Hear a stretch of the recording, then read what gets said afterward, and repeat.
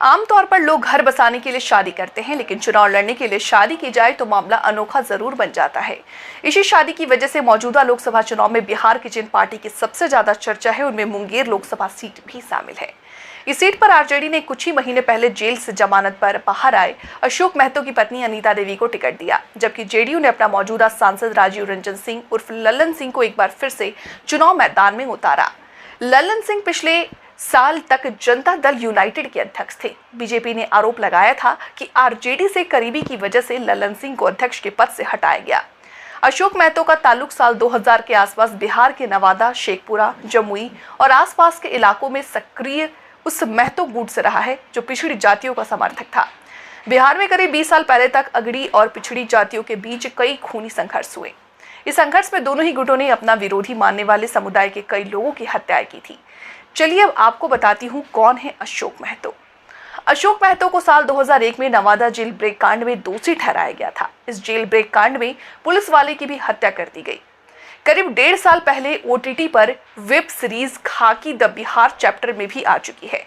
बिहार के वारिसगंज विधायक और अशोक महतो के भतीजे प्रदीप महतो के मुताबिक अशोक महतो नवादा जेल ब्रेक कांड में करीब 17 साल की सजा काट चुके हैं। उन्हें निचली अदालत में इस मामले में दोषी पाया।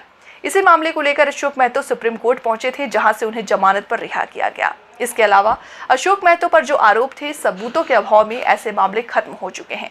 इस गंभीर मुकदमे की वजह से अशोक महतो चुनाव नहीं लड़ सकते थे। उन्होंने कुछ ही दिन पहले शादी भी कर ली, जिसके बाद उनकी पत्नी चुनावी मैदान में है। अशोक महतो के मुताबिक मेरा भतीजा 2 बार वारिसलीगंज से विधायक रहा है। हम कम्युनिस्ट झंडा लेकर चलते हैं। ये संयोग है कि शादी हुई और चुनाव लड़ने का मौका मिला। मैं चुनाव नहीं लड़ सकता, लेकिन मेरी आवाज जरूर जनता तक जाएगी। अशोक महतो की पत्नी दिल्ली में रेलवे अस्पताल में नौकरी छोड़कर आई थी, जिसमें आपको बता दें कि अनीता देवी कहती है कि मेरी शादी घर परिवार और समाज के लोगों की पहल से हुई है। मुझे नहीं पता था कि शादी के बाद चुनाव लड़ना पड़ेगा, लेकिन पहले भी मैं सेवा कर रही थी और राजनीति भी सेवा का एक माध्यम है।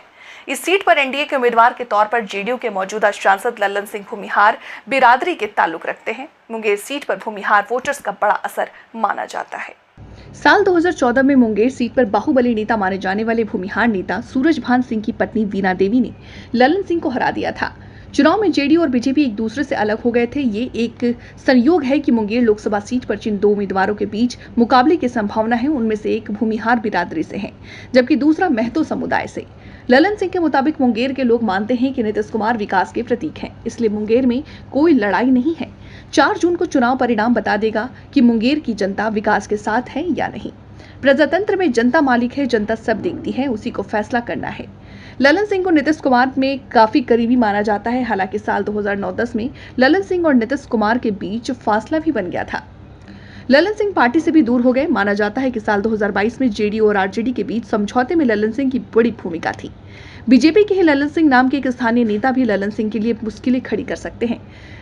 जिस अगड़ी जाति के वोट पर लल्लन सिंह की उम्मीदें टिकी हुई मानी जाती है, उसे सबसे बड़ा नुकसान बीजेपी वाले लल्लन सिंह पहुंचा सकते हैं।